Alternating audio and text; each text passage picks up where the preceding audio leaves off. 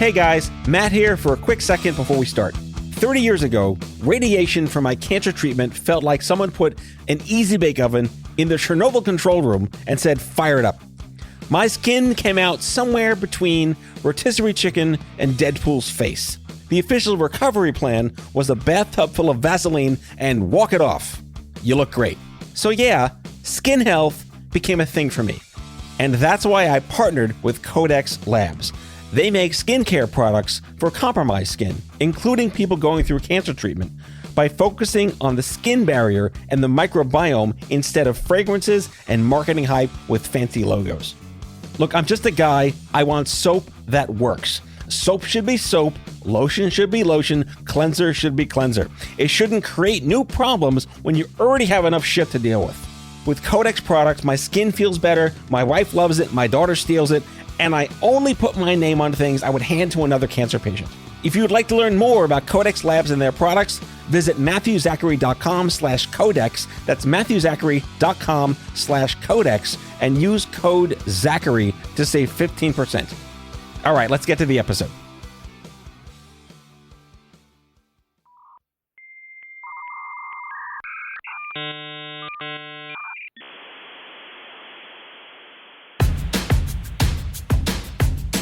I'm as mad as hell, and I'm not gonna take this anymore! Hey guys, welcome back to the show. You ever learn something so obvious it makes you want to rewind the last 50 years like a busted VHS tape? Women were excluded from U.S. clinical trials until 1993. 1993! Jurassic Park, flannel, the Macarena, dial-up internet screaming like a modem possessed, AOL floppy disks grazing the lands. But sure, let's test the drugs on men and call it science. My guest today is my dear friend Jessica Federer. She built her entire career inside that machine. She ran digital for Bayer. She sits on a Yale IRB. She says data like it's oxygen, and then calmly explains why women experience side effects at nearly 2 times the rate of men. We're going to talk first-in-man studies. I didn't know what that meant till now. We talk $40 million women's health funds that barely register inside global pharma budgets. We talk about why stipends over $3,000 get taxed when you hand over your body to research. And somehow, as you'd expect, we land on nuns, Rodgers and Hammerstein, and a shit ton of 80s references. So if you've ever swallowed a pill, trusted the system, and have 2 X chromosomes, buckle up. My name is Matthew Zachary, and this is Out of Patience. Let's get started.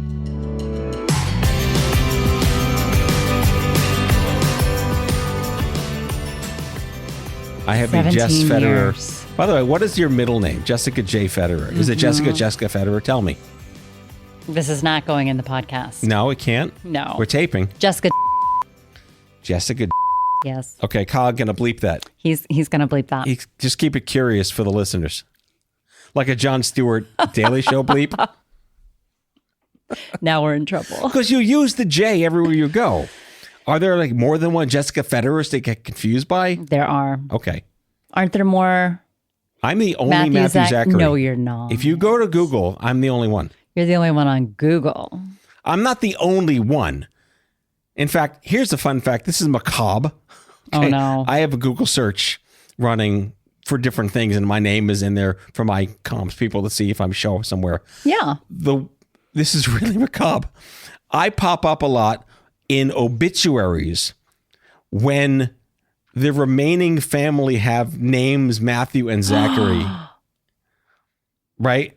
In the will, you know, it's Pete, Paul, John, Matthew, and Zachary. Oh, that's terrible. So that's not Matthew Zachary. That's macabre. Google alert. I don't ask for that. You can't unfilter that either. Thanks, Google. Oh, my goodness. Yes. No, there's a lot of Federers out there. That's your married name, right? No. Okay. By the way, your husband, Specimen. I know. You got, my God. I got lucky. He is the smartest human I've ever met. And it just so happens he's very hot. Yeah, I will attest. But, you know, in my defense, he wasn't that hot when I met him. Okay, explain. He had a full beard and a shaved head. He looked, and so one day he shaved and I was like, well, why don't you grow your hair back in? And he looks like a totally different person now. So you got a punch up too. Nice. Yes. Okay. You married up, but then he went upper. Even better. Look at that. You can't plan these things. No, it works. So my party trick for you to start the conversation is I fed your last 8 YouTube videos transcripts into my chat. I don't think I have any YouTube videos. You have tons of YouTube videos. Do I? Not you. You've been on other people's videos. Oh, Yes. I did some odd spelunking. Okay, tell me more. And I more. asked it one question. Mm-hmm. What word do you use the most? Data. Ooh. That doesn't surprise me. Yes. In fact, in my David Letterman top 10 countdown that AI made of your transcripts, you use the word data so often you start... Wait. This is AI being David Letterman. Educate me. You use the word data so often you start expecting a loyalty punch card. Bada bing. 10 mentions and you get a free clinical trial design. Thank you, AI. I'll be here all night. Oh, you got more? Oh, yeah. Well, your second most used word. Tell me. Women. That's on brand. Good. That's on. Data's on brand too. As the first female chief digital officer. So yes. then women would make a good second. And your third is very obviously the word health. Oh, I'm surprised that's not the first, but. Well, we're on data, women health. And health. That's a fragment of a sentence. Very on brand. Yes. Go chat GPT. You're consistent. You are very, very consistent.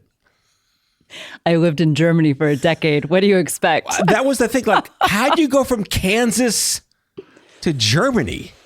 On a plane. God, I love you. Mm-hmm. Okay. That's like an answer my daughter would give. I was on a plane, silly. How do you think I got to Europe from Kansas? What a culture shift.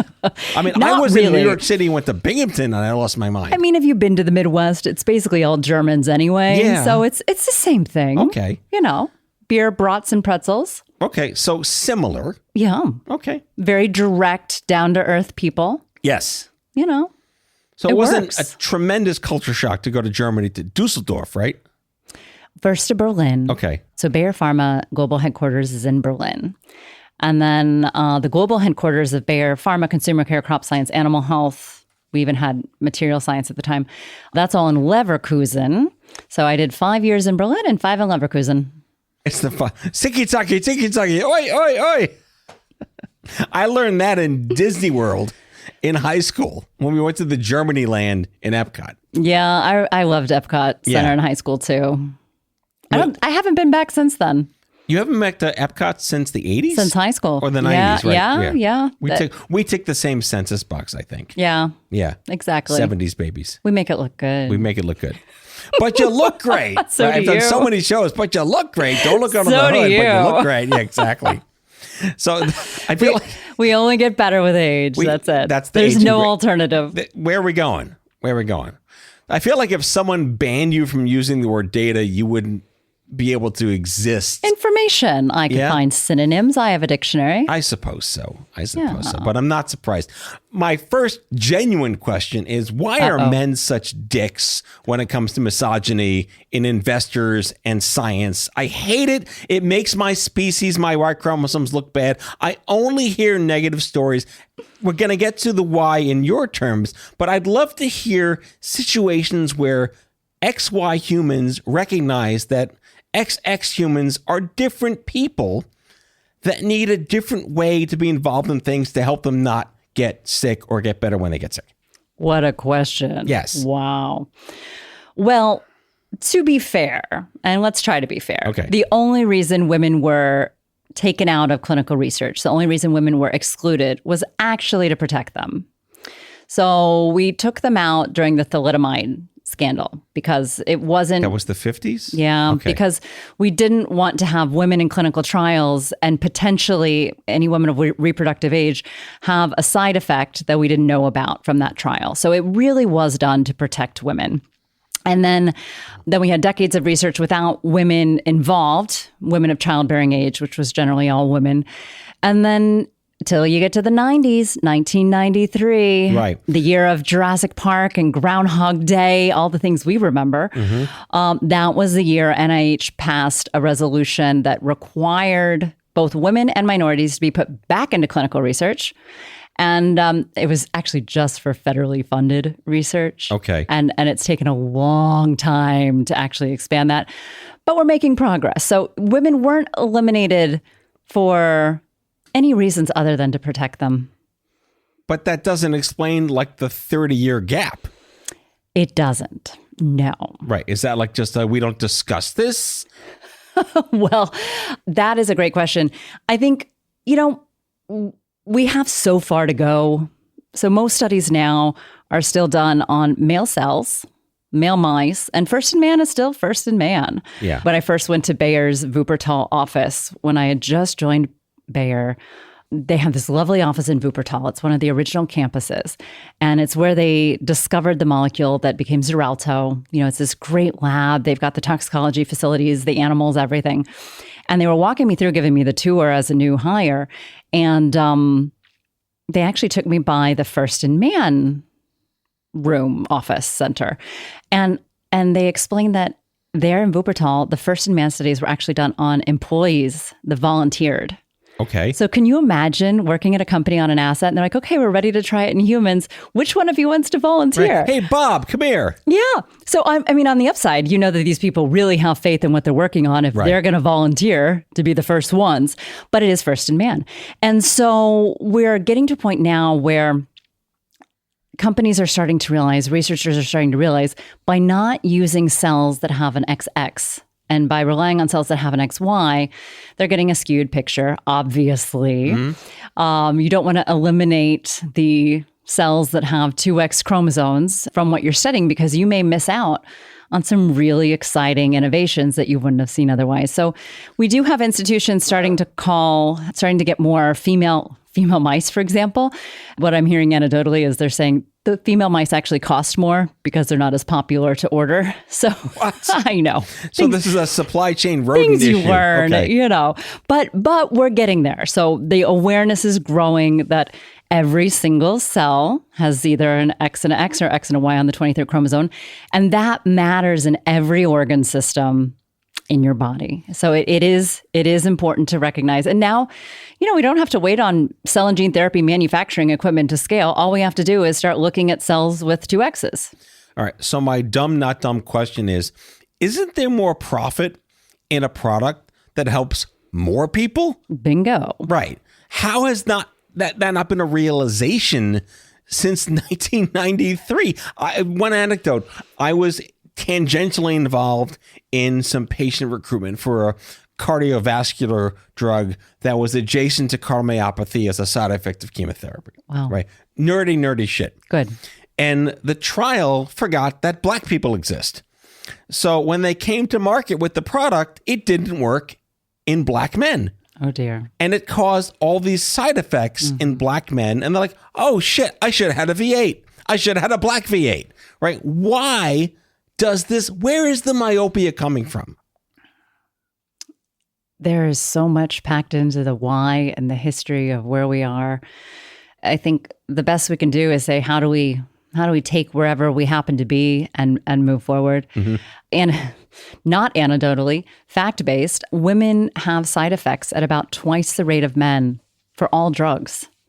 So if you think, why do women have double the rate of side effects of men? Maybe we should start looking at these cells with 2 X's earlier on and start studying women earlier on. We've all been, do you remember the first time you heard precision medicine? It's been decades, right? Yeah. I mean, it's really been decades. And part It's of like the Macarena of its time. Hey, that's still a classic. Yes. You could turn it on and we would still do it right now. But we're finally getting to that point where transparency, where the media, where people asking the question, who was in the study that looks like me? Did the study enroll women? What were the side effects in women? And so we're starting to see a demand for that level of transparency and information. Now, I wish we'd see more of a demand. The FDA just put out its guidance in December 2025, of how to look at studies to see differences in based on sex-based differences, how to power the study, how to design it, how to look for differences between cells with XX and XY. So this brand new guidance, but it shouldn't be coming out in 2025. This could have come out back in the 90s as well. Yeah. So, but that does mean, and this is the cool part of when things are really slow and behind and delayed, this does mean that during our lifetimes, we are going to catch up. During our lifetimes, we will see more meaningful scientific advancements made for women's health than we could ever imagine. Because now we have the technology, we're just putting something different into the focus. So it's going to be incredibly exciting. You know, everyone hears women's health and thinks, oh, old, nothing exciting, nothing new. Arthritis, this is theory, new. arthritis. Yeah. This is new. Yeah. This is exciting. You know, you start teaching people that the majority of your immune response genes are on your X chromosome. Right. By like 10x factor. There's like over 1,000 immune genes on your X chromosome. Your Y chromosome has like 100. And so of course women have 2 X chromosomes. So why are women You do? Why are I women hadn't noticed, right? 80% of autoimmune disease, 80? Mm-hmm. Well, gee, maybe that has something to do with it. So now we're starting to delve into these wonderfully important differences. It is precision medicine. It is whatever you want to call it, but it's incredibly exciting because it's such an obvious thing that we've overlooked. Now we get to fix it, and we're going to fix it fast. So I can only facepalm so much on my podcasts. No, you keep going. All right, I'm going to continue to facepalm. On the radio, you can't see me slapping my face in the face. I'll post a picture of it. Yep. Well, and it's not just sex-based differences, right? We know already, anyone who's ever worked in a drug company knows we expect to see a range of responses. There are always super responders, and then there are people that barely respond, and then somewhere in the middle is where you hope for most people to end up. And you know, one of the things that is a factor is your gender. Other things are your age, your weight, your microbiome. There's so many things that factor into your response. Right. But they're all important. So, you know, you may respond beautifully to a new treatment and somebody else will not respond at all. And we're still starting to, unfortunately, for 2026, you would think we would be much more adept at whatever you want to call the new version of precision medicine, but of finding out who are the people that are going to respond. And let's not put people into studies or on products that they're not going to respond well to. Right. You know, we should have this done already. The technology is there, the science is there, it just hasn't been scaled.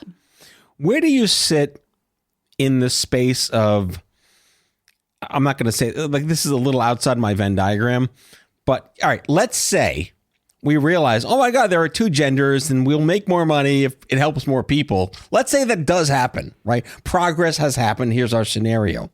But oops, we forgot to bring them in when we're designing the damn thing in the first place. Does that still happen too? It does still happen. And then what usually happens is you'll do an additional study to look at that population. So, you know, there's been a number of, when there is a product recall or a label change, and in the last years, a lot of those have been due to differences in women that weren't picked up on during the study. But you see it once the product goes to market and you have enough people in real world data to actually see these signals.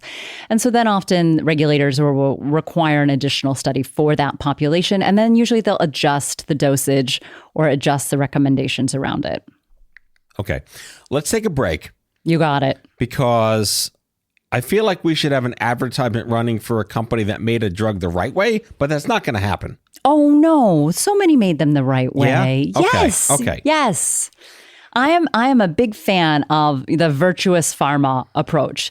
Everybody likes to blame big bad pharma, but there is no other industry in the world where you get people who have dedicated their entire lives to researching an asset, bringing it through the laboratories, through animal studies, through human studies, through regulatory processes, through market access. Decades and decades. And they do this because they believe in getting this treatment out to the people they care about. Right. It is a great place. And we will find one of those wonderful companies to talk right now. I mean, it might be Dunkin' Donuts. I don't know. They don't count. No, they don't count. Different drugs. We'll be right back.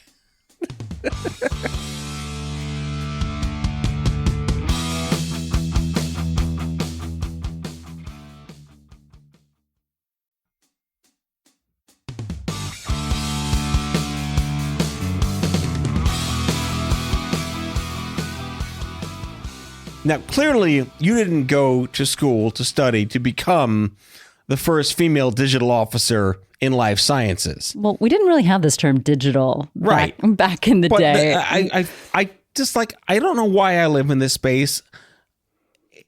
It bothers me that we have to celebrate that when you're just a person who is qualified and you're at the emergence of the shit and you happen to have 2 X chromosomes.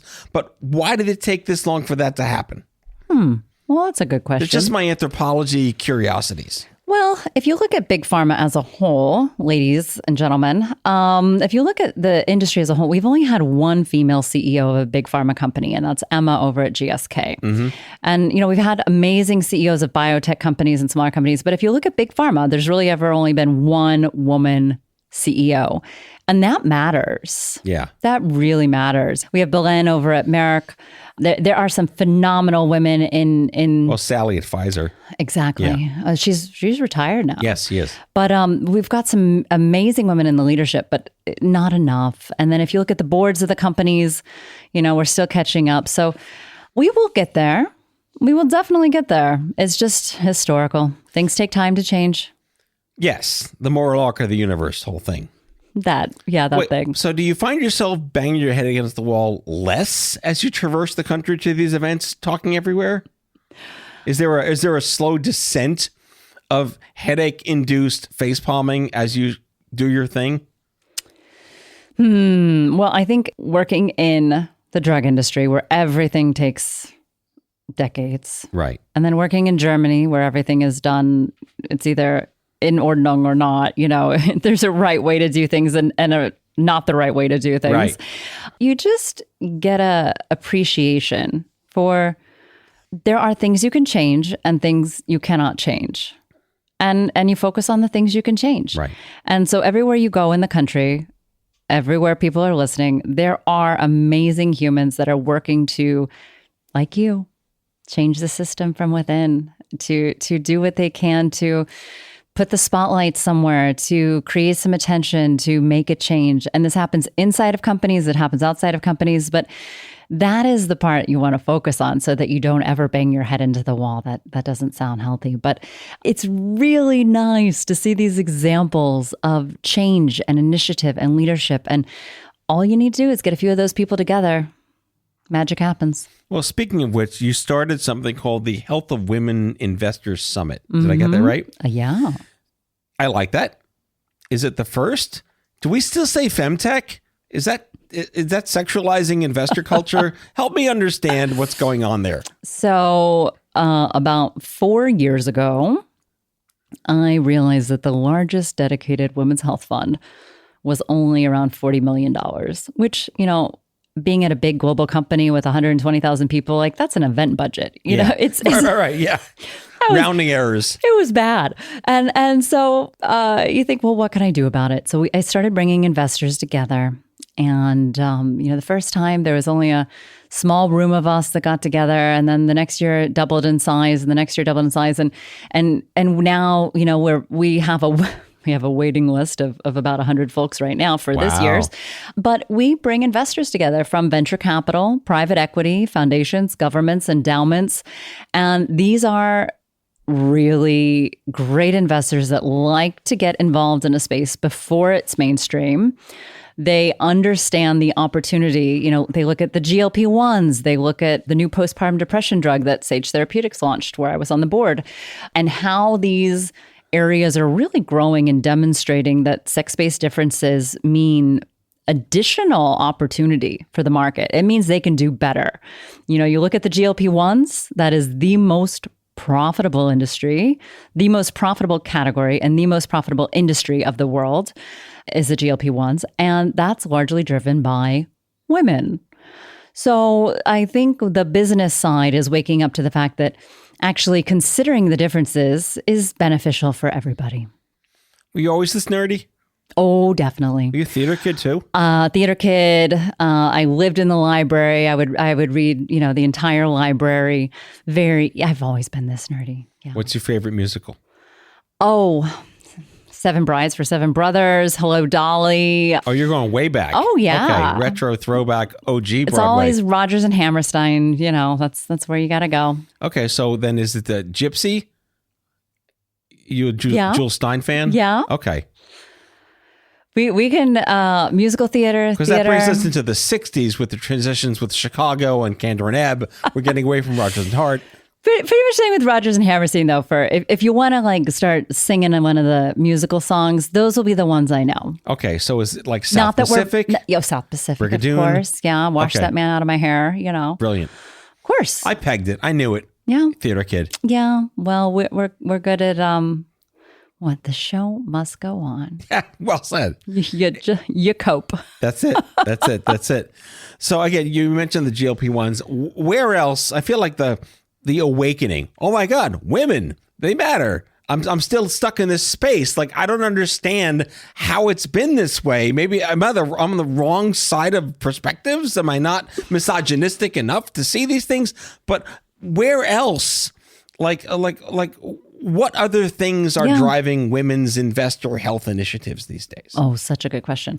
Well, it all goes back to the science. So if scientists are now finally able to buy female mice and look at female cells, or if investors are saying, why don't you go back and look at the data in female cells and not just male cells, then we start to get these advancements. And so it has only been in the last few years that we've made some really big advancements. So let's talk, what was the first year that we saw what pregnancy does to a woman's brain? You know, you think about when MRIs were created, when PET scans were created. I ask this to students all the time.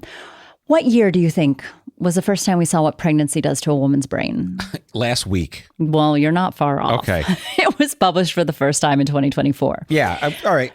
You know, and then you keep it going. You're like, well, what was the first year we saw how an embryo implants?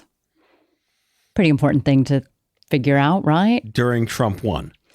Well, it was in 2025. Okay. Oh, there you go.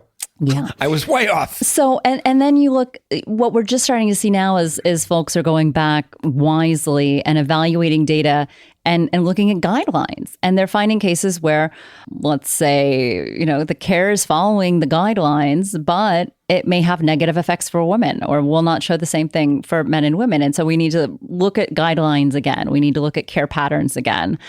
So we are really making progress. It's being driven by science, and good science takes time. Right. So we're starting to learn how there was a great publication coming out of the La Jolla laboratories, Dr. Sapphire's lab. It's a lab on sex-based differences in the immune system. And she put out a publication last year, which I think is the best publication I have seen on why sex differences matter, looking at how cells respond differently in different organ systems, whether they have an X and a Y or not. And, you know, that is the type of science that we're just seeing for the first time now. And that's groundbreaking. That's going to change everything going forward. And, you know, when you step back and you think about it, it's so logical that the humans that grow and birth every life on the planet would be different than ones that don't. Makes sense. I'm stumped. Right? But hey, we get to do that now. And it is our privilege to say, you know, as a chief digital officer, I got to use technology to do really incredibly cool, efficient, new things for making new medicines. Now, taking that digital data, I'm going to use my buzzwords again. Using that data, using that data, background. Women, health. Exactly. Data first. And that leads us to women have been left out of the data. Let's fix that. And then we get to better health. Who in your family taught you to have chutzpah? Chutzpah. Oh, geez. Where'd that come from? Well, who didn't? Siblings? Were you older, younger? I'm the oldest. Okay. So you controlled everything. Well, I come from a big Midwestern family. And when I mean big, I mean like 61st cousins on my dad's side. Jesus. Big. Okay. So, you know, there was nothing but it's Midwest. Right. You go out, you climb trees, you pull logs out of the beaver dam and Grapes make a tree house. Stuff, yeah. Yeah. You go catch some wild animals and bring them home and scare your mom. It's a different world. Just like Brooklyn. It's a different world. Yeah, just like Brooklyn.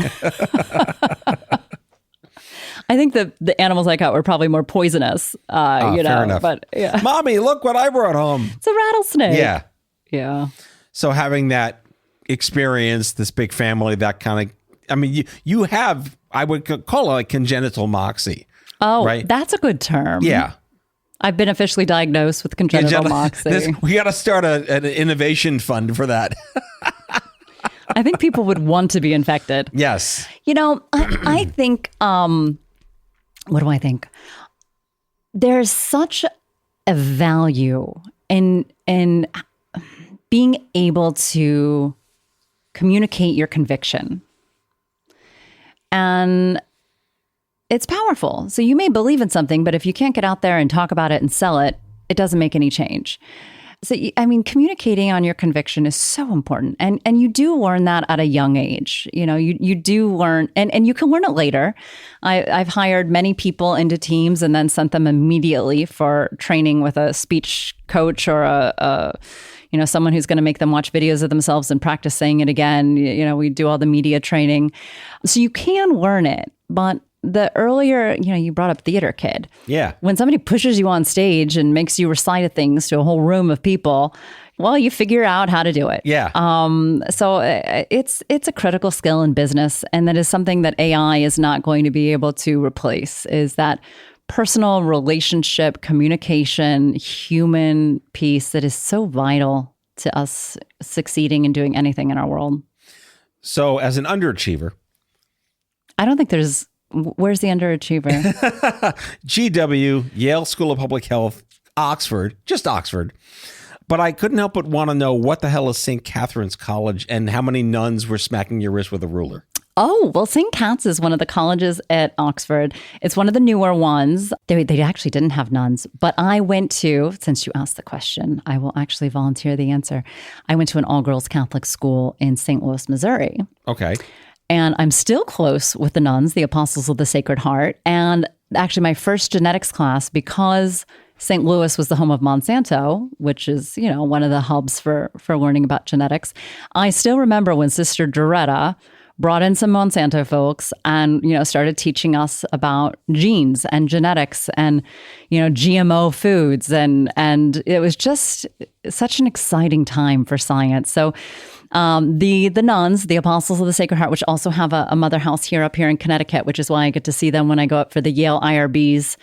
I know, I'm really waving a nerd flag here, guys. There's an IRB note here from ChatGPT in your David Letterman skit as well. So oh yeah? I skipped over that. So institutional review boards, everyone who listens can go join an IRB.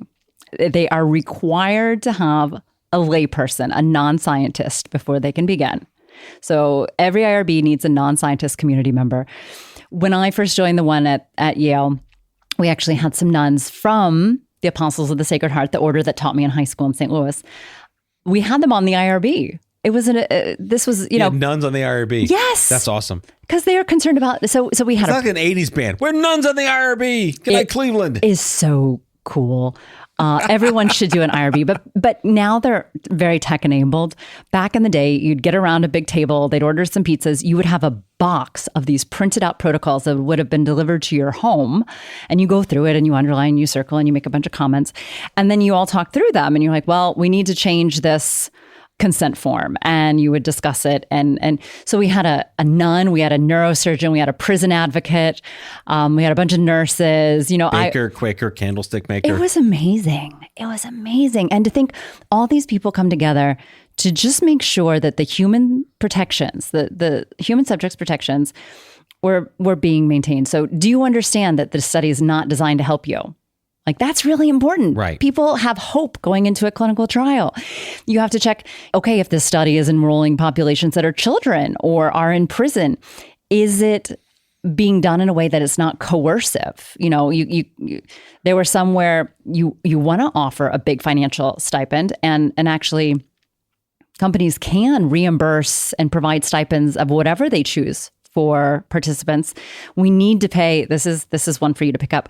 We need to be giving bigger stipends, better pre-reimbursement of parking, expenses, childcare to anyone who participates in a clinical trial. Damn straight. So in the US right now, if you make over a certain amount, and it's a low amount, around 3,000 or so, if you make more than that from participating in a clinical trial, where you are literally giving your body, your samples, your health, the life you have left, valuable time, you are giving this up, they are taxing it. You're getting taxed on the stipend you make from participating in clinical research, which I find to just be criminal. That's egregious, yeah. Not only should you not be taxed on what you get from participating. You should be thanked and paid more. No, you should get a tax credit. Or equity. I like where you're going with this. But realistically, I want to see some states move on this. We should be giving tax credits to anyone that participates in a clinical research trial because you are contributing, just like clean air, clean water, you are contributing to a healthier society. And that is something that as a country we should invest in. So we should give a tax credit to anyone that participates in a clinical trial. I approve this message. Yeah. So everybody else, write your representatives. This is so doable. Yes. Stop making sense. Okay. I couldn't help but notice something in your profile from Medic Alert. Is that the I fallen that I can't get up people? No. Okay. No, that's the wrist bracelet people. Okay. What is Medic Alert? Because I just went back to the 80s commercial. It was a foundation I helped out for a little while. It's a lovely group. If you need one of those little bracelets that says you've got an allergy to something. Oh, that's what that is. Mm-hmm. Okay, so what's the lady falling button thing then? I have to go to the internet to find that out. I actually don't know. So Medic Alert is the bracelet, but the other alert is the button. Yeah, it's a lovely little foundation. Okay. Well, that's fantastic. Although I haven't caught up with them in years, so I can't speak to... I know. I spelunked your entire history here, which is interesting too. Oh, dear. What are some of the top places you're headed this year that you think actually give a shit about what's going on? Where are you talking next? I mean, yes, you have your innovations, but like all these other health events that are going on, where is anything really mattering? Wherever you are. That's the right answer. Wherever I am, great. Yeah. I'll take it. Yeah. Look, all of the meetings are beneficial. So you guys know this industry. There's patient advocacy meetings, there's industry meetings, there's healthcare meetings, there's meetings where everyone comes together. There's so many meetings. You could do death by meetings. But I think getting people together in person, big group, small group, doesn't matter. We make change by doing things together.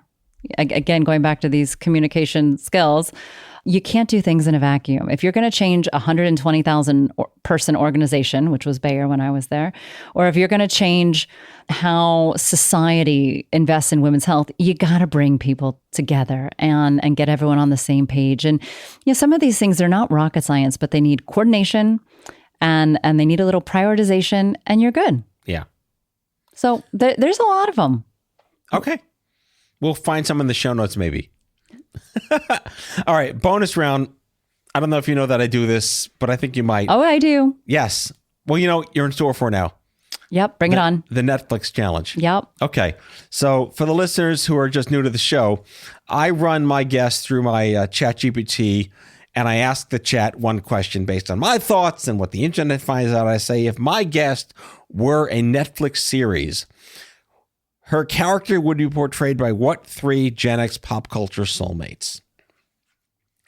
And again, you don't guess. I'm going to tell you, but you're going to nod your head because it's batting like 95% at this point. Amazing. Now. All right. You're Dana Scully from the X-Files. Not just because you're a redhead. Oh. And you look like her. I love that so much because that character is credited with getting more women into STEM. Yes. All right, keep going. This is good. This is good. And the rationale is clinical brain, institutional proximity, permanent skepticism, and a talent for staying calm while everyone else panics. Maybe some mom genes in there too. Number 2, you're Murphy Brown. Oh, I'll take that too. Candace That's the Bergen. Sarcasm and the a woman cynicism. who walks into serious rooms, refuses permission slips, and treats performative outrage as a waste of oxygen. It is easier to apologize than ask permission. Yep. And third, Erin Brockovich. Oh, amazing. Relentlessly pattern recognizing, luminary, anger with purpose, quiet anger with purpose, and a refusal to accept official explanations when the data screams otherwise. Wow. And she's public health. Yes. So you got STEM, you got leadership, you have public health. This is outstanding. My chat knows my guests. This might be the best one yet. Yeah, you can have this. I'm handing you the paper now. That's your receipt. I have it now. Wow. I'm impressed. So I don't know how to outro you because you're 1,000 different things. But okay. Jessica Federer, again, we're going to bleep your middle name. I'm kidding. All right. You are the former chief digital officer at Bayer, which is an incredible pedigree. Former managing director at Huma. I don't know what that. I'm just reading your LinkedIn at this point now. Does that matter? I'm reading verbatim here. Okay. Former Bayer chief digital officer, former Unicom US CEO, Yale IRB, UNIT. You're acronym lady. I think you can go with I will take the Dana Scully, Murphy Brown, Aaron Brockovich. Yes. That's a good. You are chief That's a good those out. people. Yeah. I think we can do better. We can do better, and we will. I love your optimism. Likewise. Okay. Thank you so much for coming on the show. This was a blast. Thank you. I know why you've been on the air for 17 years. And I won't shut up. Well, why should you? I'm not gonna. Please keep going. You got it. We need this voice. All right. Bye, everyone. See you next time.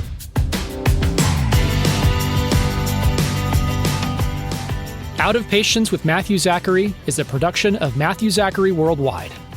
The executive producer is Matthew Zachary. It is mixed and edited by Kyle Moore. If you like the show, ratings and reviews are always welcome wherever you get your podcasts.